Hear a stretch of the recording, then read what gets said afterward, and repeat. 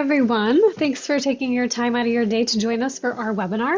We're going to get started here in a moment.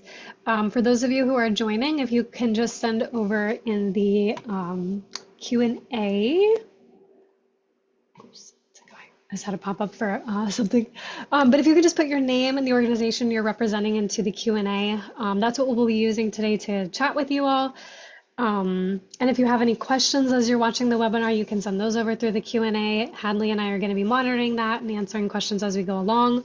We'll also have a Q&A session at the very end. So if you think of something as you're watching us go through all these slides, feel free to send those over as well. Perfect. And it looks like we have a decent amount of people on there. So we might just give it one more minute and then we will get rolling. People are actively coming in as we speak. Okay, I think, Sarah, if you're good to go, I think we're ready to roll. Awesome. Oh no, you go ahead. I was gonna say, we're gonna bounce off each other a little bit, so you guys, we'll get used to it. I just wanted to say hello and welcome to everybody on so far, and then anybody who's watching this in the recorded version. But we've all probably hopefully met at a couple of the workshops that we've done for this. My name's Hadley Phillips. I'm a program manager for the Greater Vancouver Chamber and run a lot of the Give More 24 program. So you've probably heard me say this a million times or received a bunch of emails always telling you if you have questions, please bombard me with all of them. This is our first year doing Give More 24, and we are just as excited, if not more excited than you all and all the nonprofits that I know are really happy to have it back. So we are going to go over a few different things today, and I really wanted to emphasize how important it is and how excited we are to have Sarah on the call with us from Mightycause. Especially this being the first year, I'm learning the platform as well, and our team is learning the platform. Sarah is the expert on the platform. So there are very many things I can always figure out an answer, but she is the expert, and I strongly, strongly suggest if you have anything that you're curious about, if you have any questions, if you have had any hiccups with your setting up your org page or how to do something on the platform, this is kind of the time to shine and the time to ask Sarah all those questions. I know that the Mightycause team is extremely, extremely supportive as far as sending them emails and asking questions, but we have a real person right in front of us. So I want to make sure that we use her for all of her expertise. So she's going to go over a handful of different things with us. We're going to kind of bounce back and forth a little bit. I'm going to talk a little bit about just the general day of the event and things that we want to keep an eye out for. And then we will go over anybody's questions towards the end. But please pop those in there all throughout. If there's something that makes sense to ask Sarah, I'll ask her in the middle of her speaking if it's about a certain topic that we're talking about. And otherwise, we'll go over all Q&A at the end. Awesome. Well, I'm super excited to be here. Like Hadley said, we want to make sure you all fully understand the fundraising tools available to you on the platform. So our goal today is to pretty much go through those high key fundraising tools. We're going to cover matching grants. We'll talk about your campaigns, which we interchangeably call peer-to-peer fundraisers. So we'll go through that. We also have a couple just good tips, strategy for email communication, social media, which I know you all also had another training session on that. So we won't go too far into that. We wanted to plug it. And then we'll cover all of the support resources, the nonprofit toolkit materials available to you, and Q&A, of course, at the end.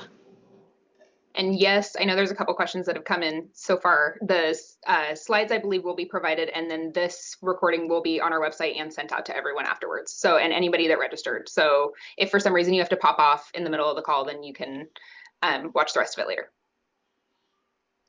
I'm going to pass back to you to cover the rules and reminders. Perfect.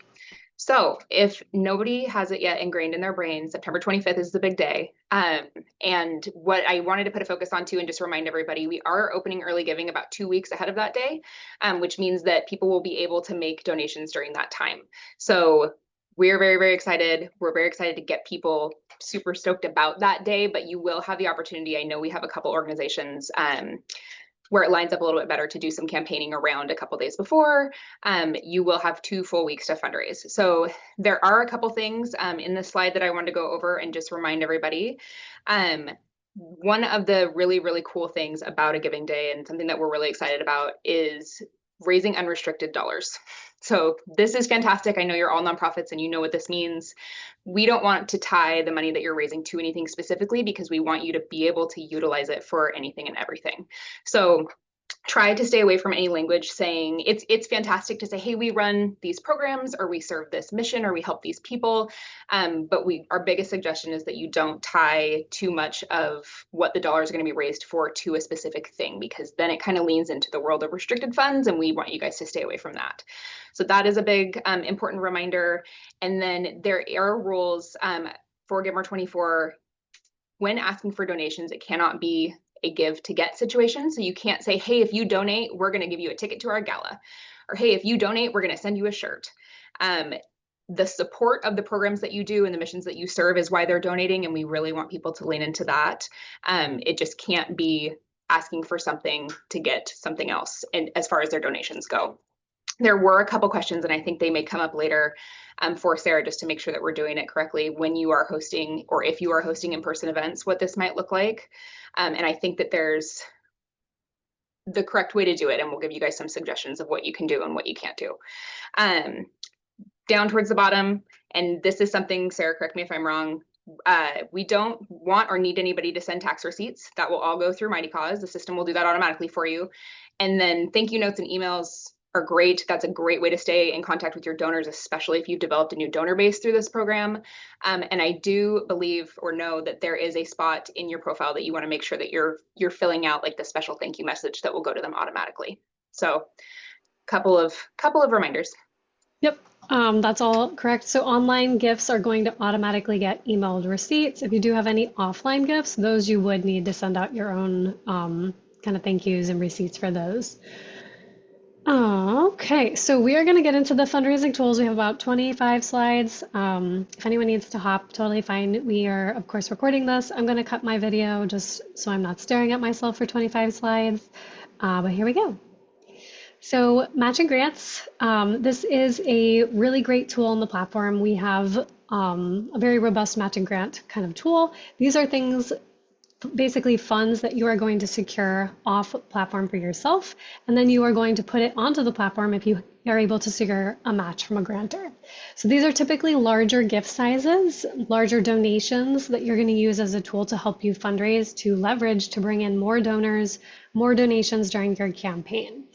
Oftentimes we call these a good cornerstone of your nonprofit fundraising, just because a lot of orgs that use matches see greater success. You have something to market about, you have something to hype up about and talk about. It's a good way to involve community members or large donors to bring them into kind of a next level with your organization or local businesses.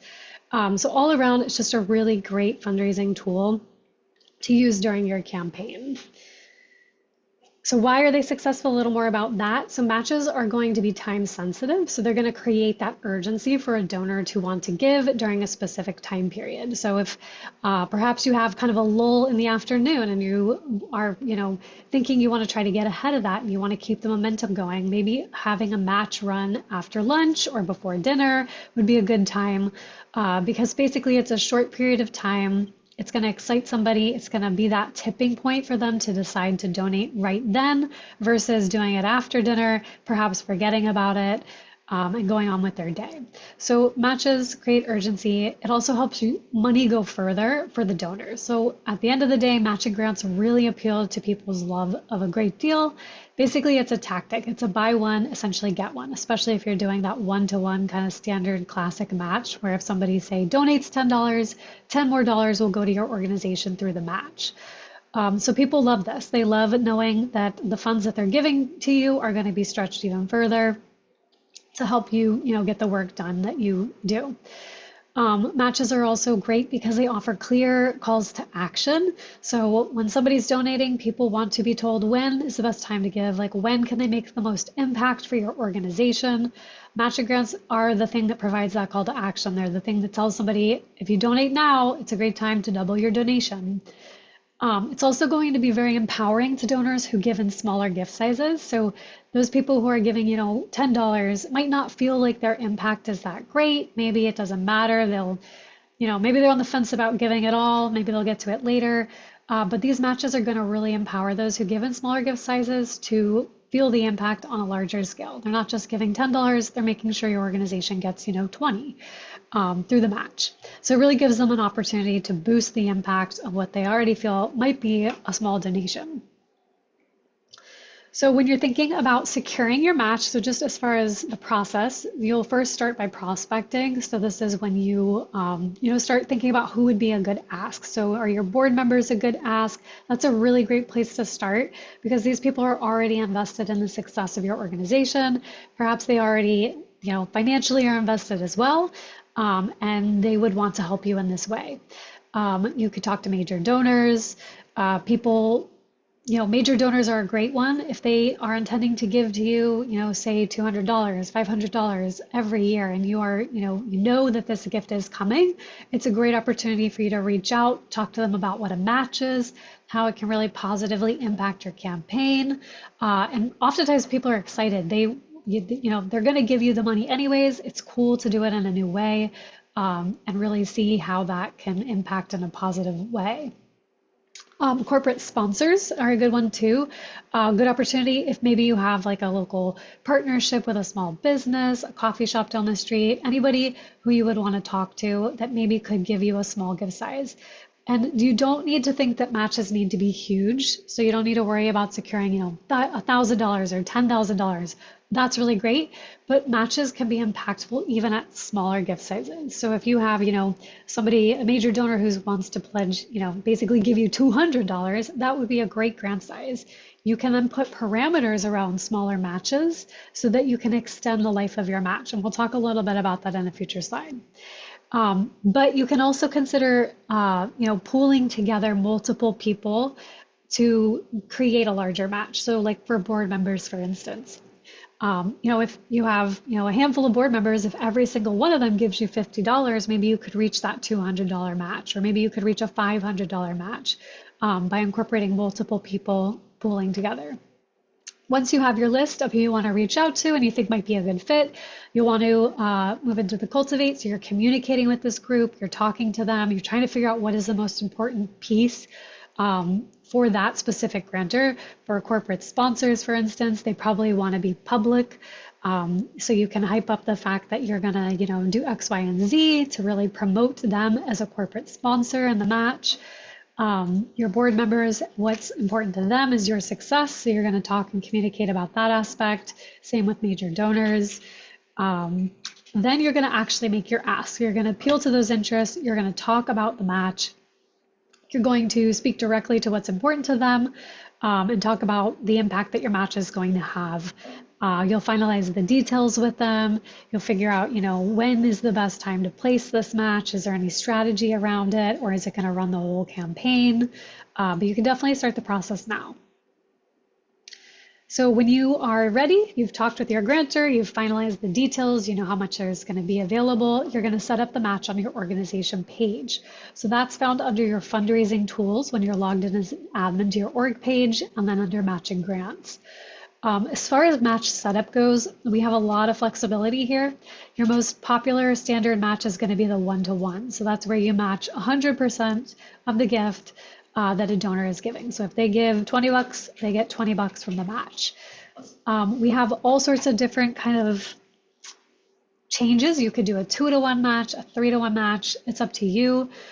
We also have different settings. So you could put parameters around like smaller match sizes. So if you were to secure $200 and you wanted to use that as a match, the best thing to do is put a couple parameters around that to, basically extend the life of that match. So if somebody donates $200 and the match is live and has no parameters, that $200 match is instantly depleted. You don't have any more time to market that match. It's basically, used.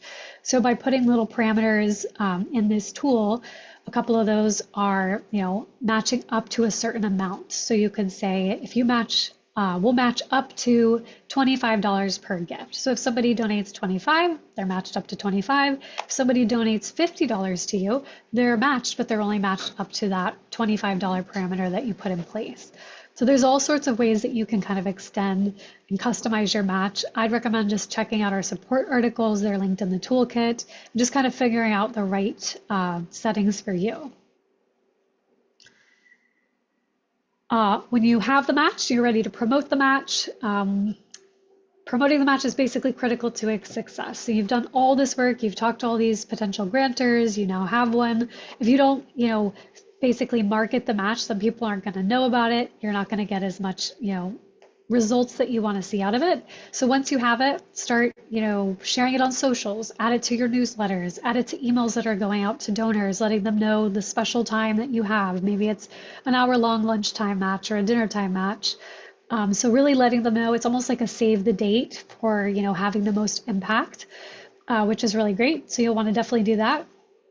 Mightycause, the platform is going to auto-calculate how much of the match has been fulfilled. So you'll see a little tile when your match is live. It'll be on your donate button. If a donor comes to your org page, they'll see the tile. Their gift will automatically be matched when it's live. There's nothing you have to do. There's nothing they have to do. It's just automatically through the platform, which is really nice. If they were to click this little tile, it jumps them down your org page to see the match in full view. It shows how much of the dollars are left. It shows the match, details, who's the sponsor. If they're anonymous, it obviously will say anonymous. But this is really good for marketing as well. So you can screenshot this. You can add it to your, Instagram posts, your stories, different things like that, just to keep up that momentum till the match is gone. In your reporting dashboard, you'll also be able to see a quick snapshot of which gifts came in that were matched. So you can see kind of in this example, there's the name of the donor, the dollars, and the match, and there's an eye icon, which if you hover over that, it'll tell you the name of the match and how much of the match they received. Once your match is completed, you are going to want to say thanks and figure out how to wrap up that match with that donor. You are going to get an automatic email when it completes. So our suggestion is to add yourself to that email so that you're the one that receives it. That way you can just do like a more personal outreach to your grantor. So you can say, hey, the match closed and here's the impact. Thank you for providing this match and making this possible. So the way you can see the impact is in your closed matches dashboard. In that same kind of match setup page, you'll have a past matches section, and there's an edit, kind of a 3 toggle button that opens up, and there's 2 different reports. There's a full donation report, so you can get full details, see who the donor was, how much they were matched by, how quickly it was depleted, that type of thing. Then there's a summary report that can also be pulled. But I would pull a couple of those facts, those metrics just to share with the grantor. They will love to see the data. It just really gives like that real impact that it had on your organization. And people, they just want to see it. So definitely include that in your personal thank you. Okay, so I know we have some questions coming in on matches. I'm gonna read through these real quick and see. I think one of them, Sarah, you explained it a little bit, but maybe it's the opposite of it. Is there a way to set it to where matches only happen for maybe your first 100 donations, but not $50 donations? I know yours was matching up to a smaller amount first. Can they set those parameters? We do have conditional threshold matches. I would need to remind myself specifically on what. I know there's 3 different types available. So I would, for your purposes, for these specific questions, maybe go look at what the cumulative threshold does. So sometimes it unlocks a match after a certain amount of gifts, and then those gifts would be matched. Without double checking real quick, I wouldn't be able to fully confirm. And then if it's your first fundraising event ever, congrats. Do you have suggestions for securing matches without any initial leads? So I would start by talking to your board. So if you have a board, see if they can pool together some funds. If everyone puts together $50 into the pot, what does that bring you up to? You can also, if you have a couple, donors, maybe you have a donor database, a small list of donors, you can see those who give at maybe a greater gift size and just put out feelers that you are looking for match grantors. So you can create an email specifically tailored towards that donor segment and see if any of them are interested. You can speak to the perks of it, why it's important, why you're excited about it. And if anybody's interested, they can respond back to your email and then you can kind of take next steps with them. I'm just going to add in here, there are a handful of really great resources that Mightycause has put together. In the follow-up email that'll have the reporting for this, I'm going to link a couple different articles. that are basically just about how to do outreach for potential matching funds, just for you guys to read through. So there will be a handful of other links and tools. Some stuff will be a little bit duplicative as to what she's talking about today, but just to make sure that you have all the resources that you need. There's some great like step-by-step, here's some ideas on who you should reach out to, here's the conversation you could potentially have with your board, those types of things for going and getting matches. So those will all be included in that follow-up. And then the question about the one-to-one match for every $100 gifts made without a cap. I believe so. I don't want to confirm. Definitely check out that article that Hadley's gonna link out to you all. But I know you can put like a cap for minimum and maximum, so you can look at that and see if that would be maybe something you could do.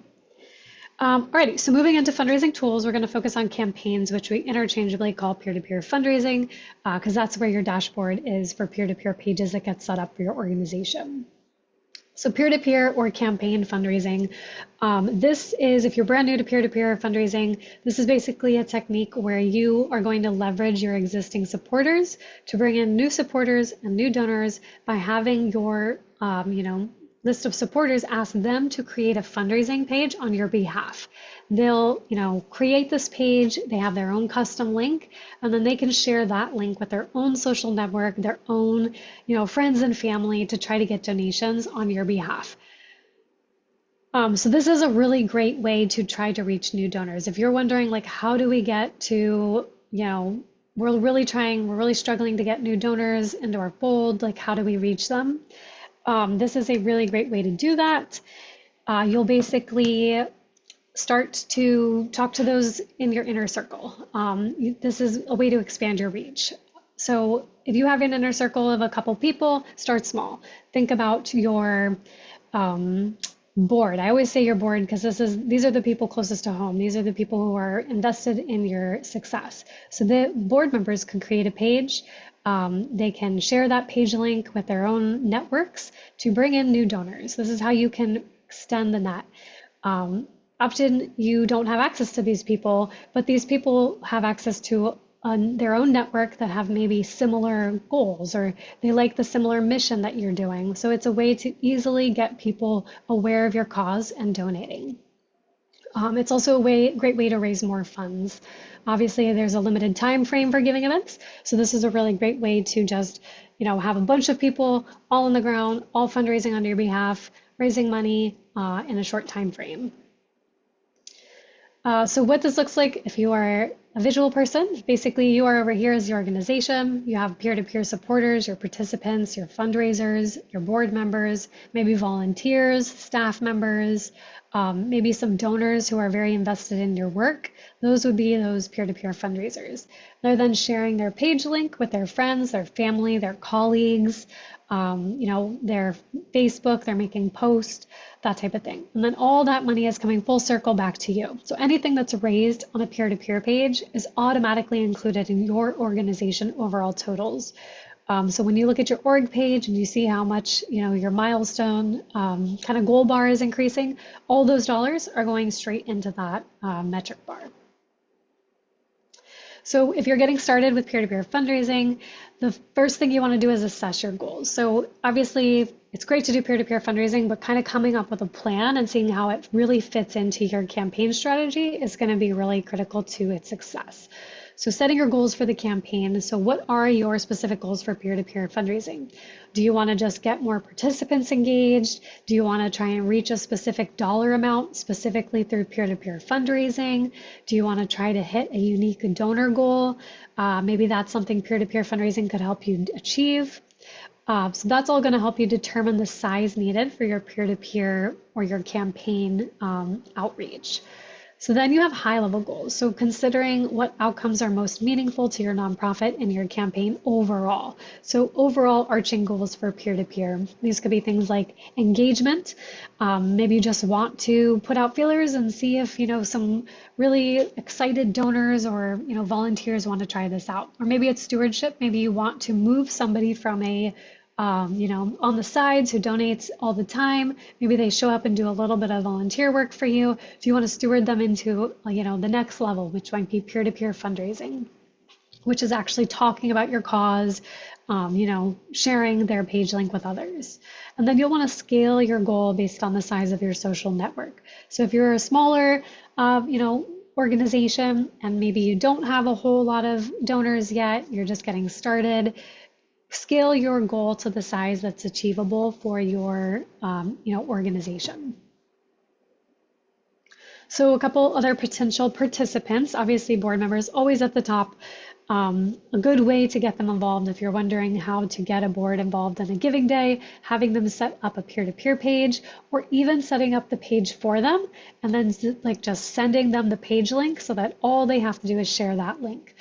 Sometimes taking the step out of creation and just being like, here's your page link, go share it on socials is all they need to have success.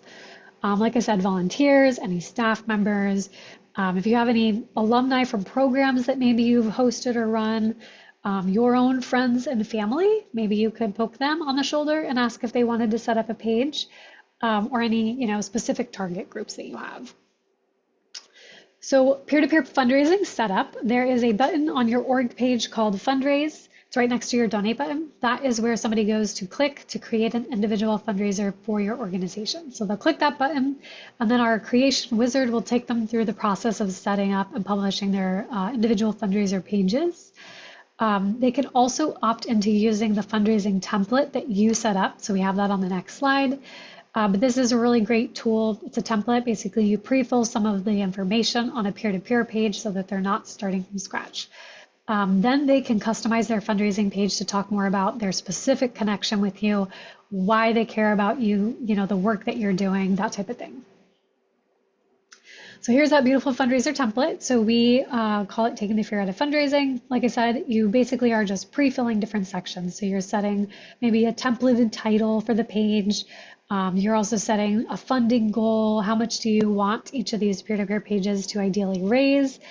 All of this is editable by the fundraiser themselves. So if they want to increase a goal or lower a goal, they can totally do that still. But you can also add an image. You can also add your own text. So if you wanted to, template put in your own mission statement so that everybody who's getting a fundraising page link, all visitors are able to see exactly what you would like them to see as well. So you can make sure, your messaging, your voice is also on that page. Like I said, supporters can still customize. They can add their own photos. They can add their own videos. They can add their own custom text, all that type of stuff. So you as the organization will also manage these pages directly through your campaigns page. So that's why we interchangeably say peer-to-peer and campaigns. So your campaigns dashboard is where you can see all the pages that have been set up on your behalf. You can see who set it up, the last change that was made, how much they've raised. You can also see if the page is hidden or not. If you do have campaigns from other giving events, so say you participate in a different giving event during the year, those are still going to live in your campaign dashboard. So this is the best opportunity for you to look through, see if there's any campaigns from other giving days or previous parts of the year, and hide any that are not relevant. So if you had a campaign that ended, back in May, for instance, this is a great time to toggle discoverability so that whatever is showing is only what you want shown in the Give More 24 search. Your fundraiser template, everyone has access, like I said, to one fundraiser template, so you can edit that. If you already have set it up, perhaps for a different event or for a different time of the year, you can edit and adjust that template that you already have in use. So peer-to-peer fundraising, we have 3 different page styles, but these are the 2 most popular that pretty much everybody lands into. So we have individual fundraiser pages, and then we have team pages. So the way it works, individual pages, these are created by a supporter or multiple people who want to use the same page to fundraise. So for this example, class of 1974, multiple people are using a single page, they're sharing the same link, and they're rallying gifts to this page. Team pages are made up of multiple individual fundraiser pages. So they're kind of the next level. This is nice if you have, say your board wants to be a team They'll have an overall goal as a team, but then each one of them will also have their own individual page with their own individual link that they can share with their supporters. It includes a leaderboard, it includes that overall goal where everybody's totals are filtering into the main page total. So that's kind of the two most popular. So peer-to-peer fundraising tips, a couple other notes for you all. Set those goals early. So before you start, soliciting, trying to see who would be a good, fit for peer-to-peer fundraising, know exactly what you want out of it, because then you can track those goals. If you want a certain number of donations through peer-to-peer fundraising, set those goals early and make sure you track it along the way. So once fundraising starts, once early giving starts, send a communication out to those peer-to-peer supporters. Rally them, encourage them, don't feel like they're in this alone, and then give them updates along the way. So a couple days in, send them the metrics. Here's how much we've raised. Here's how many donors we've had. And we're, 2-3 days into peer-to-peer, into early giving and fundraising. That also helps them understand, the impact that they're having, because they, you don't want them working alone. This is a group effort. So it's exciting to see all the impact they're having as a team.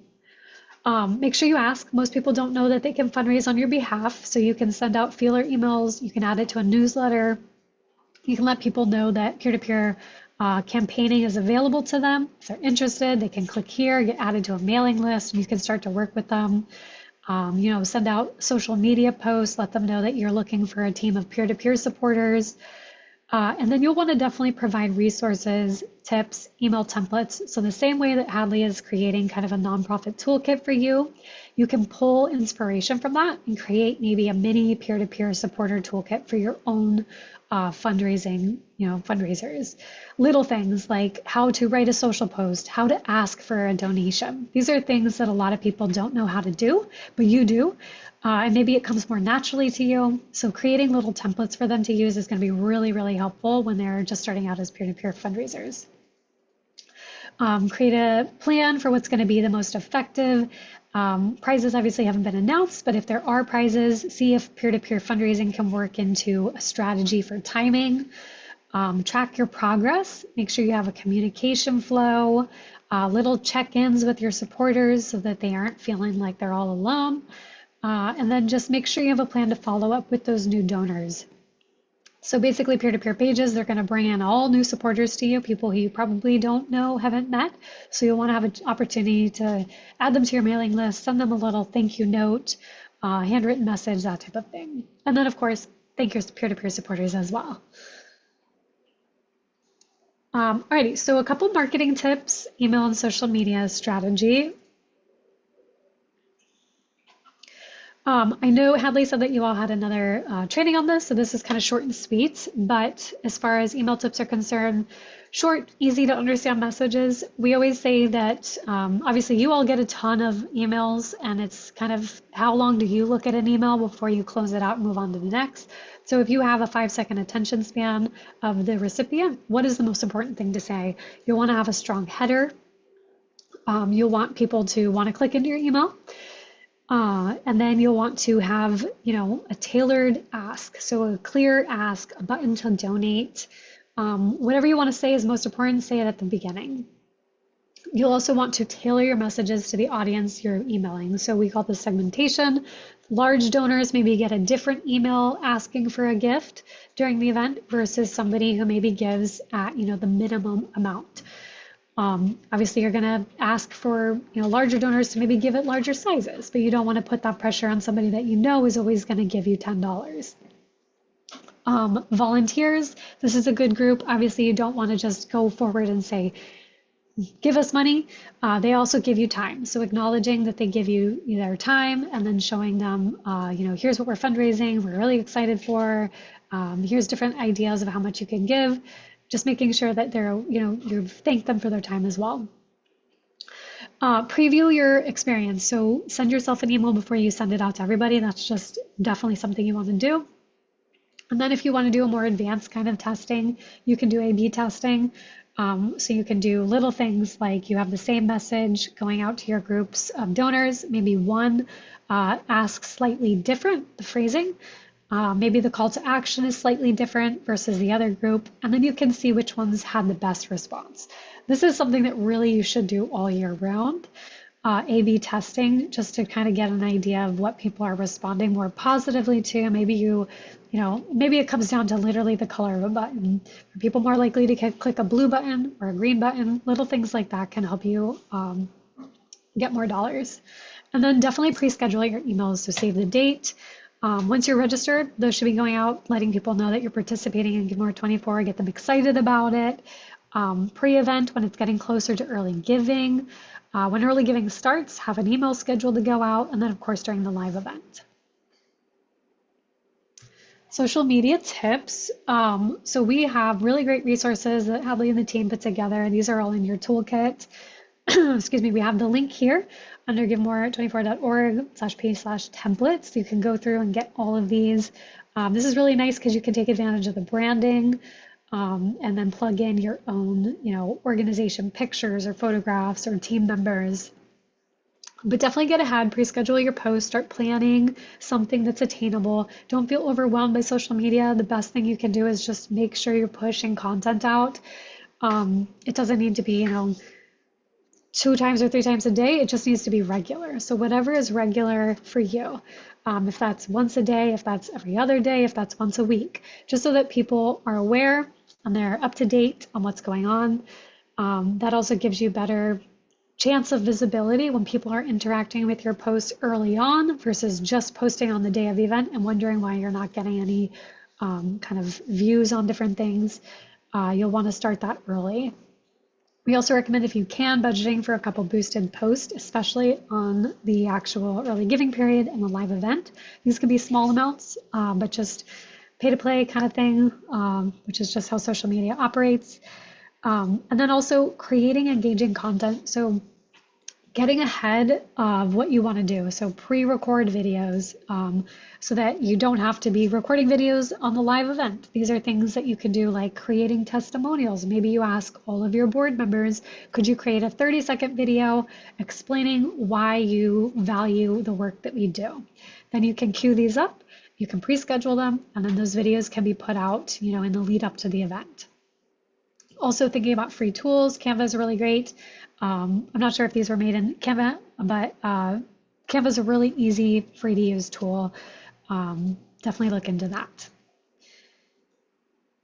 Moving into a couple more resources and support for you all. So this is another kind of snapshot where you can find the toolkit. For nonprofits drop down, there's a nonprofit toolkit button. Definitely go through here. It has just a ton of good resources and materials. So take advantage of these as you're kind of preparing your campaign. And then as far as getting support, obviously Hadley is awesome. Definitely send her emails. But if you have technical support questions, maybe your donor needs a receipt resent, if you have any questions at all about the platform, send those directly to our support team, support@mightycause.com. You'll also see around the site, there's a little floating gray circle support bubble. I think it has a question mark in it. If you click that, it'll generate the option to submit a ticket through the page that you're on. So that's quick and easy. We also have 2 resource libraries, which I believe are hyperlinked in your toolkit, but these are the Mightycause support resources that have all that information that Hadley was talking about. So support.mightycause.com. There's ebooks, there's pre-recorded older webinars that Mightycause hosts year.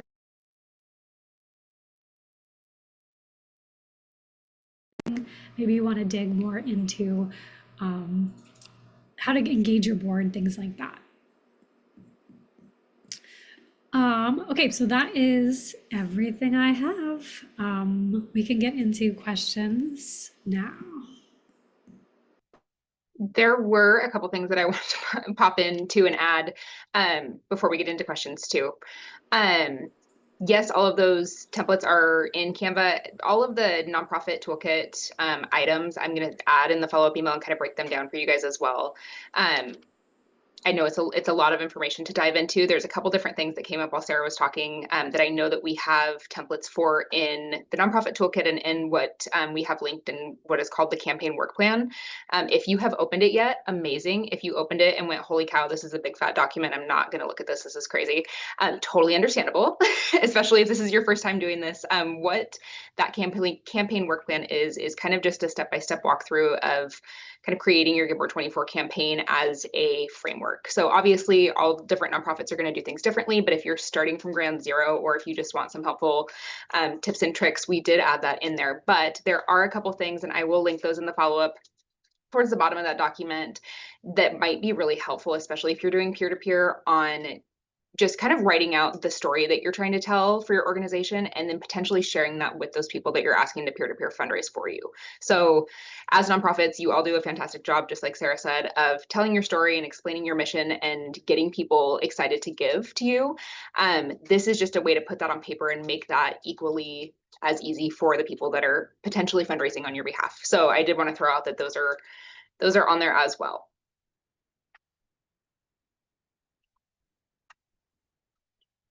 And then I know that we did have a couple different questions, Sarah. So wherever you want to start, I'll poke in wherever you need me. Okay, let's see. For team fundraisers for a board, for example, would each member still have an individual page, or could donations be dedicated to a specific member? So you can do individual board pages. So board members can each set up their own. Sorry, I'm reading your question again. Would each member still have an individual page, or could donations be dedicated to a specific member? So when a visitor goes to a team page, they have the option of then viewing and filtering to see which pages are in that team. So maybe that answers the question. Basically, a board member can create their own individual page, or if your board just wanted to use the same individual page, and you could create that for them and then just send them the link and say, this is your fundraising page, all the board is going to share it. It really depends on how much your board, wants to participate in that way. Is it beneficial to them to be in a team? Teams obviously offer like a bit more of a competition experience, but it's friendly competition. But there is that leaderboard. But if you feel like your board would be more excited to share the same page, that would be your call. Let's see, what would be the difference upside between those people setting up their own fundraising pages and just directing them to our page instead? So peer-to-peer, kind of how we were explaining it, it's really beneficial because you're asking people to fundraise on your behalf. So they're able to reach people that you don't have access to. It also helps them have some, independence and have their own goals for their own peer-to-peer pages. So instead of someone saying, here's a link to an organization that I really care about, go make a gift, it's a more personal ask. So if, for instance, I'm fundraising for an animal shelter, I have my own page link, I can make a more direct ask to an individual, maybe my family, maybe my friends, and my friends are probably more likely to give to my fundraiser because I've, explained how important it is. I have my own personal story or photos attached to that page. This one's probably for you, Hadley. Do you know when prizes will be announced? Yes. So, and I wanted to tag on to your what you had said before. Some of the peer-to-peer stuff, and I've just heard rumors, and obviously those of you that have done that have participated in Give More 24 in the past will know. I think some of the peer-to-peer pages get pretty competitive with each other, which is kind of fun. So if you have board members that want to compete against each other and show how much they're raising on each of their peer-to-peer pages, I'm not saying that you should do it, but I've heard it's a fun idea. Prizes will be announced. So yes, we are working on kind of gathering all the different prizes from different community members around town. So we're shooting for probably announcing those next month, but they will exist. They will be there. There will be hourly prizes and hopefully a couple golden ticket prizes. So just stay tuned for those. All of that stuff you guys should all be seeing. If you're here right now, that means you're getting our emails. Keep reading them, keep looking through them, and then we'll have a page for that on the website also. Awesome. How much freedom do we have with creating our own peer-to-peer media kit? Is there guidelines you'd like us to follow? This could be, obviously you don't need to reinvent kind of the wheel. Hadley has some really great templates, so you can kind of stay in the same idea of the branding that's already in place for Give More 24. I would think more like your peer-to-peer media kit might be how to ask for donors, for donations, like how do you write an email to your friends and family asking for a gift? So kind of like templating more things, like how to make a social post, things like that. But if you want, you can also create like obviously your own branding for your own campaign. You're going to use your own organization logo. You're going to share messaging that you've already have in place, so they can kind of piggyback off of like the messaging that you are already using for the event. I will add a teeny bit to that. All of the logo materials, that is like one of the only things that we ask as far as guidelines the guidelines that we'd ask you to follow when you're creating not only peer-to-peer media kits, but just kind of all of your social posts and everything. If you ever feel like you're missing a logo or you can't find it or anything like that, please reach out to us. We want to try and stay as consistent as possible, just so that the marketing that you are all doing matches with the marketing that we're going to be doing kind of on a broader scale in the community. So all of that stuff is accessible to you guys through the nonprofit toolkit. Next question. So we already have an organization page with Mightycause from previous fundraisers. How do we update the page so we know this is specifically for 2025 Give More 24? So that's a good question. If you participate in different giving events during the year and you use Mightycause, the great thing about Mightycause is that you have the same page. It's just accessible through different page links. So maybe you have a different giving event, you go to that website, you click login, you see the same organization page on the back end. If you go to Give More 24 and you click login, you're going to see your same organization page. So you'll see maybe some out of date language on your about, maybe that front facing page. This is where you go in and you modify. So you're going to update the text around your page to reflect the current event that you're participating in. So update messaging. If you have language saying a different giving event, you'll want to change that to your active Give More 24 event. And that's where you'll also go in and you'll just double check that any campaigns from different fundraising events are hidden so they don't show in the Give More 24 search. I know that there were a couple nonprofits that I was working with early on when registration opened too, that had previous campaigns from peer-to-peer fundraising, either last year or previous Give More 24 years or with Give Big. When you do, and Sarah, I know we went through this, when you select a campaign, this is very specific. Sometimes if there's a white background in the picture that you chose on your organization page, you won't be able to see whether or not you can delete or edit that campaign. And you just kind of have to hover around on that little square. And Pam, if you have a specific example or you need help, please always feel free to send it to me and we can hop on a Zoom call and I can kind of screen share and walk you through that. Let's see, will there be social media templates using the new Instagram post size square? It doesn't show up well anymore. I think I saw maybe a vertical. There are a couple different options. So we are working with a marketing agency on the creation of some of those templates, the Canva frames, the kind of just plug and play templates. We were really excited and very, very eager to get those done. And we had all of those made. And then like a week later, Instagram changed their sizing, which is rude. But we are working with the agency right now to get some more sizes up there for you guys. Let's see. Is there a limit to the number of peer-to-peer pages that link back to the main organization page? I don't believe there is. So you can have many, many peer-to-peer fundraisers, which would be great.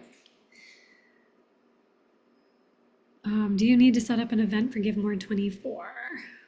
I'm not quite sure your question, Elena. You need to register for Give More 24, and then once you're registered, you can start planning your campaign and you can create like those peer-to-peer pages and things like that. If you are referring to like an in-person event, I know there's a lot of nonprofits that do in-person events to kind of coincide with Give More 24. It is not something that is required. The idea of a giving day and kind of how Give More 24 was formed was truly to be a day of online giving and just make it easy for people to give online through the platform. It's like an added extra fun if you have the capacity for it, if you wanted to create an in-person event for that day, but it's not something that you have to do. So it's very, very much up to the nonprofit. And I know that there was, in the questions that we were going to go over that people sent in ahead of time, someone had asked about kind of what it looks like running this organically versus running it with an event. And if there's upsides and downsides and all of that. I think it's very, very much dependent on the organization. If you have an event that you already do very successfully and you wanted to pair that up with Get More 24, I think that's a fantastic idea. If you have the capacity and want to do an event and know that it will be successful, kind of you build it out to help get donations for that day and show them through the platform and use QR codes and all of that fun stuff. I think an event is a fantastic idea. It's a great way to get people together and get people excited about it, but it is in no way, shape, or form something that is required for anybody to participate. And I know that we've had questions come through about whether or not people are more or less successful having an in-person event for Get More 24 versus just doing it online. Again, I think that's very much specific to the organization and kind of what your plans are. So I know that that feels like it's not a great answer.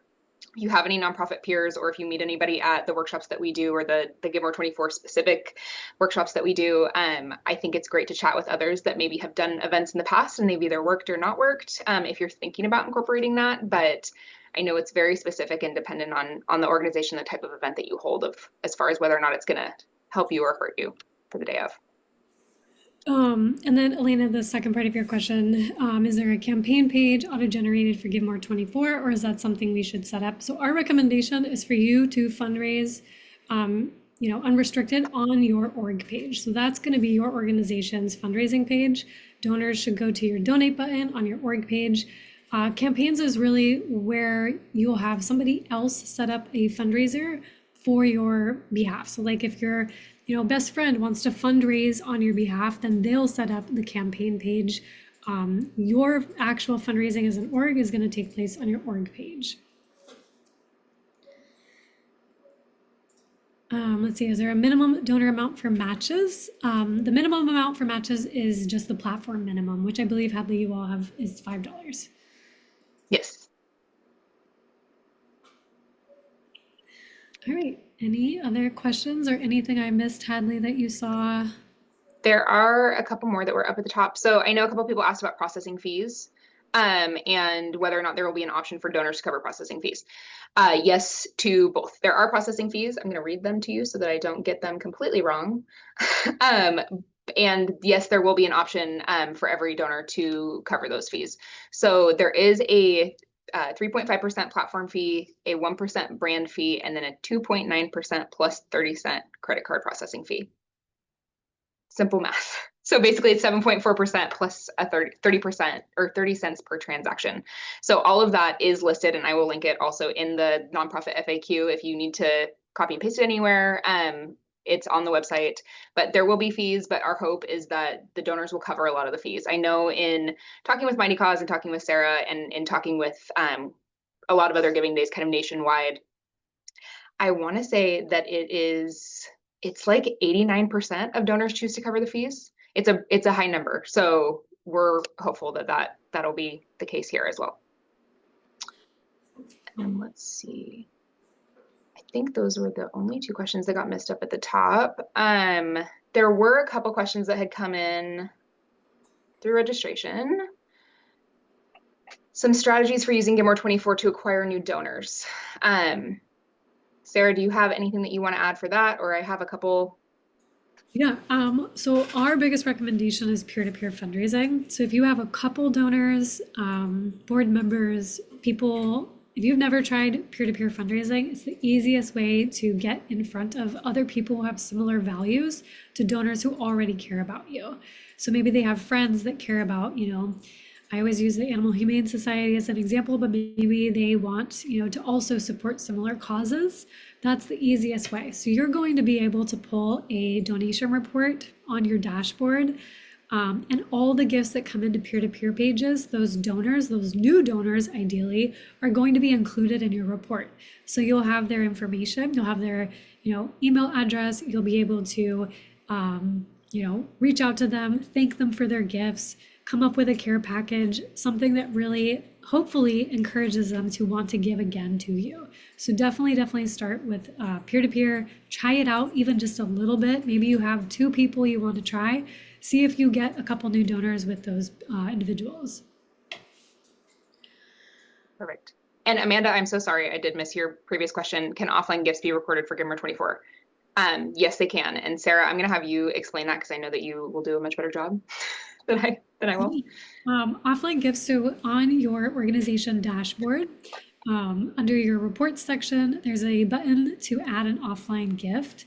Offline gifts obviously are not processed, so there's no transaction of funds. So if you have like a check, for instance, and you want to log it so it's reflected in your totals, that's where you would do that. So when you log your offline gift, it's going to ask you a couple details. It's basically a record keeping piece to the event. Like if you're logging a $20 gift, for instance, that $20 is going to get added to your total. I believe it'll get added to the leaderboard as well. But yeah, it's basically record keeping so that you can see all of the impact you've had both online and offline. And Sarah, will you speak a little bit to when they're going in and putting matching grants, is there the ability to do that as an offline gift? Yes, so when you set up your match, there's an option to also allow offline gifts to be included and eligible for the match. It's a little checkbox, so you can either keep it checked or uncheck it. So if you just want online gifts to be eligible for a match, you can do that. If you want both, you can do that as well.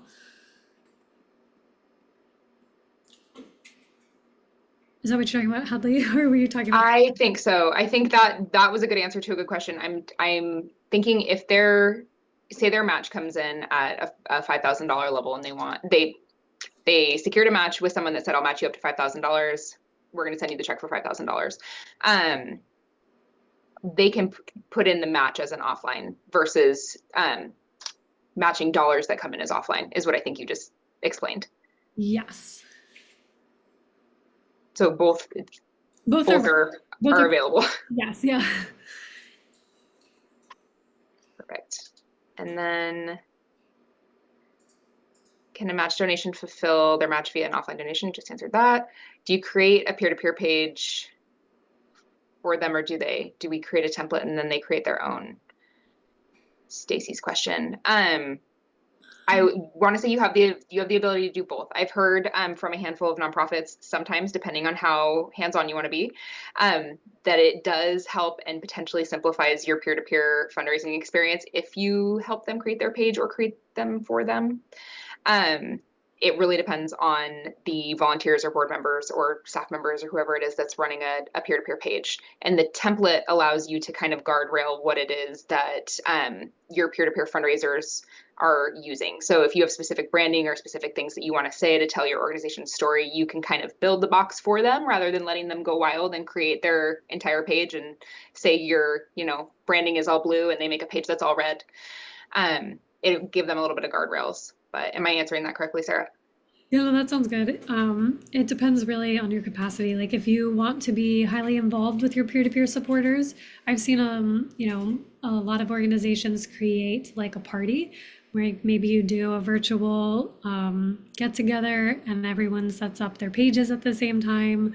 Because there's a lot of community building that you can do with these peer-to-peer supporters. So that's something to consider. Obviously, if you're working, it's also like the relationship you have with those individuals, like for instance, your board members. They're busy people, but if you want them involved, sometimes the easiest thing to do is to just build the page for them and send them the link that they can just share. So different routes.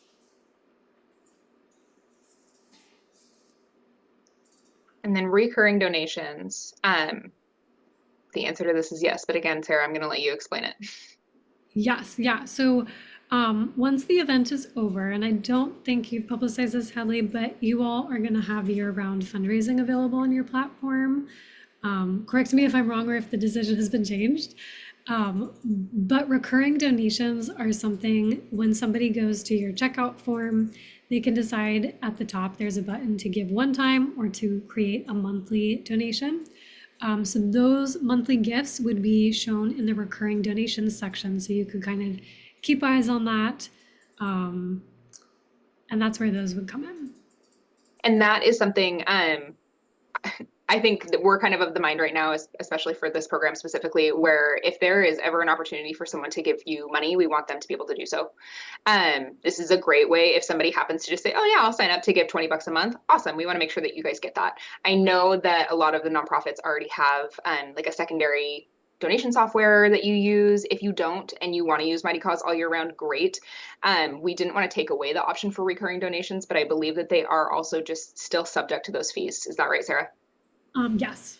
Yeah, so it's something that is a fantastic option. I would never turn it off for anyone. I would always offer the opportunity, but I know that some of you have campaigns around getting recurring donations that are in a different software. It's just an added bonus to throw in there. And I think we're about at time, and there's one more question that we can answer. Is there a way to apply matches to recurring donations only? Currently, no, but that's a great idea. I'll pass that along to the team. That is a great idea.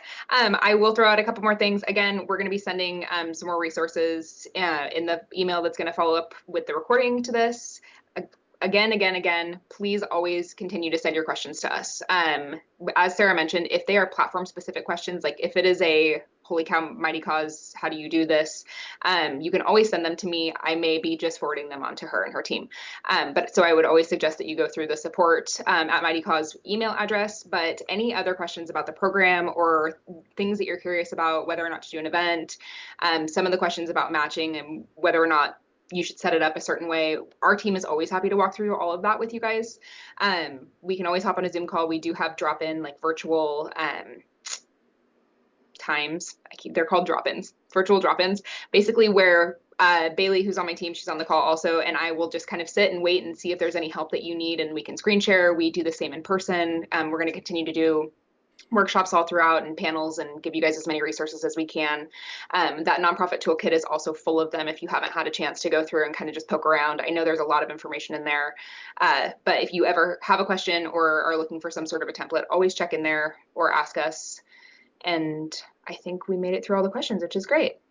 I want to say thank you to everybody who has asked questions. Sarah and I were talking about this ahead of time, and she said sometimes she does these calls and nobody asks anything, which I'm really impressed. You all had good questions.